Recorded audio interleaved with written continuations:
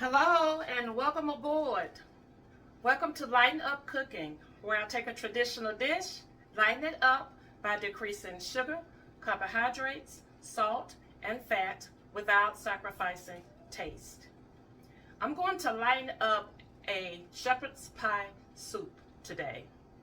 Now, for the benefit of those who have not had shepherd's pie, it is a casserole that's made with ground beef or chopped beef or shredded beef with a light gravy or roux with mixed vegetables. That's your first layer. And the top layer is a mound of mashed potatoes and maybe some shredded cheddar cheese on top, and then that's baked off. That's basically what it entails. So the shepherd's pie soup has those same ingredients. So what I'm going to do, I'm going to get you over into my pot so you can see what I have going on here. I have about a tablespoon and a half of olive oil in my pot. To that, I'm going to add a pound of ground turkey.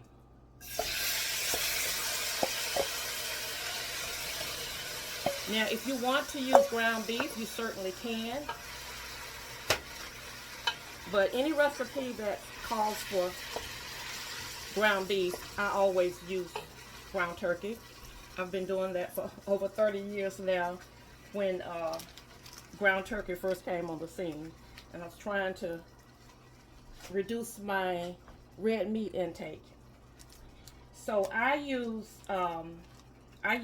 a ground turkey roll, but you certainly can use fresh ground turkey if you like. And I use the 85% lean and the 15% fat ratio. That's my favorite, but whichever you like. And so we're going to cook this off. Let me turn it up a little bit. We're going to brown the meat.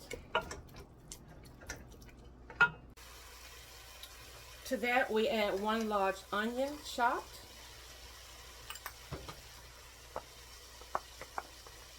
Let that cook a little bit.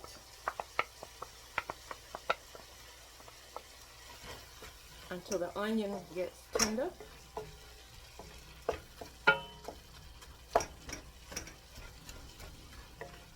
That seems like a lot of onions, doesn't it? But I could have gone with half, but that's okay. I like onions. And let that cook a little bit. And 3 cloves of chopped garlic.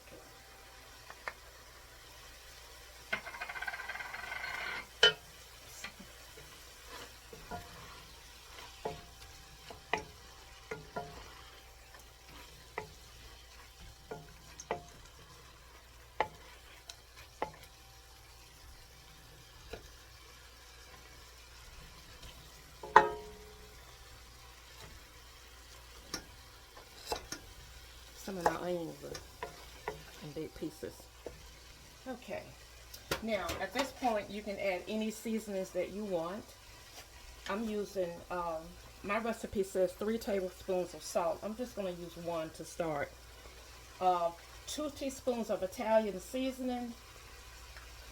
1/4 of a teaspoon of ground sage. So I'm going to put all that in there.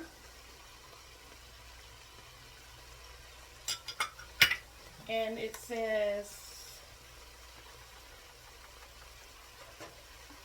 1 tablespoon of Worcestershire sauce. Ooh. Worcestershire. Making a mess. Okay, hold on, y'all. I hope I didn't get too much. All right. It may be a little more, but it's supposed to be 1 tablespoon.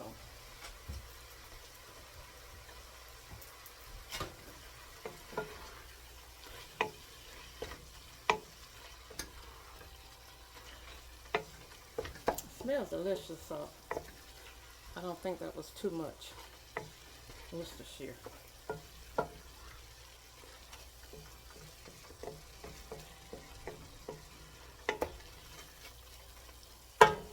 So we're going to let that just kind of cook a little bit more.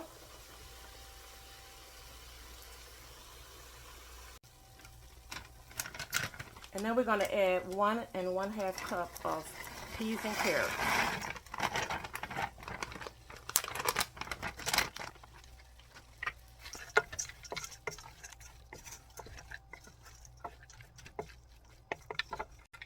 And then we're going to let that cook for a few minutes. So the next thing the recipe says is to mix mashed potatoes and broth, chicken broth, or whatever, beef or whatever you want to use, together and add that to your pot. But guess what we would not be doing today? We would not be adding mashed potatoes because we're cutting carbs. So what I have is a bag of frozen cauliflower that has been thawed. And I'm going to add that to my blender.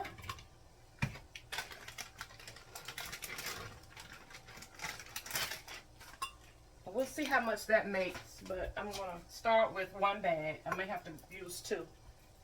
I'm going to use 2 cups of chicken broth. Now, I like to make my own broth. This is a mixture of my own and some that I bought. So I got 2 cups here.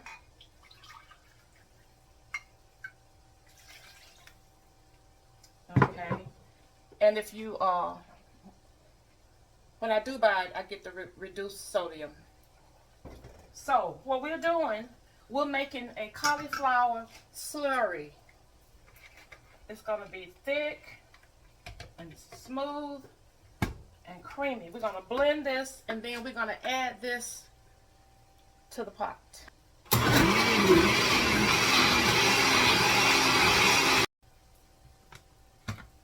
So we have our cauliflower slurry, and we're just going to pour this in.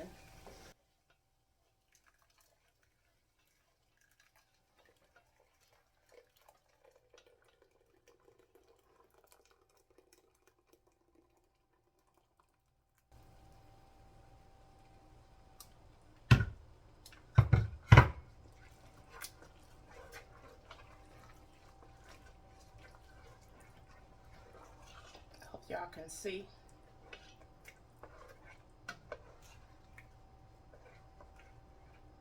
I think I'm going to need to do this twice. I'm going to go ahead and do the other bag with the 2 more cups of chicken broth. Now for my second batch of cauliflower slurry, I just used 1 cup of chicken broth and made it a little thicker. But you can play around with it however you want to do it.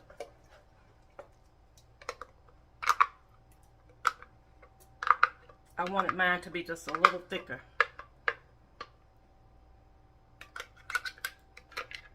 Okay. So there we go. You're going to stir that around.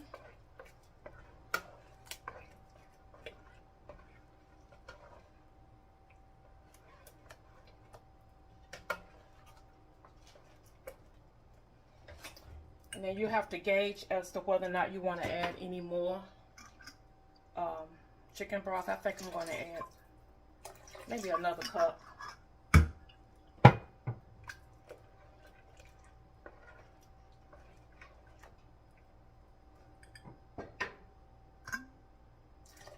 little bit more, 1/2 cup maybe.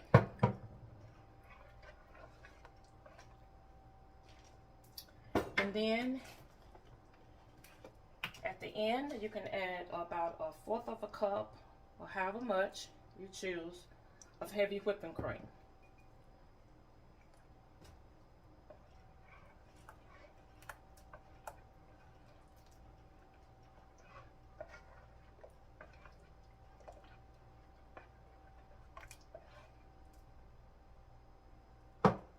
Alright, and then you're going to put a lid on it, and then you're going to let this cook for about 10 or 15 minutes.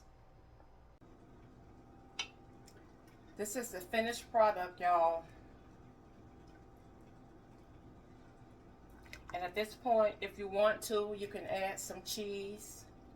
I chose not to do that. You can add some more of the heavy whipping cream. It's just whatever you choose to do.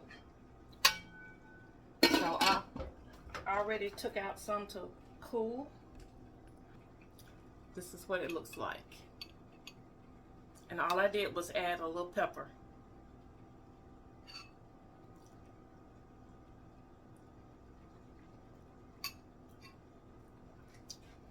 Let me tell y'all something. This is delicious. It tastes like shepherd's pie.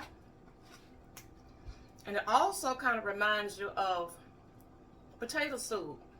It has that creaminess of potato soup. And that extra Worcestershire sauce that I spilled in there, it didn't do a thing but make it taste better. It's delicious. It's not too salty.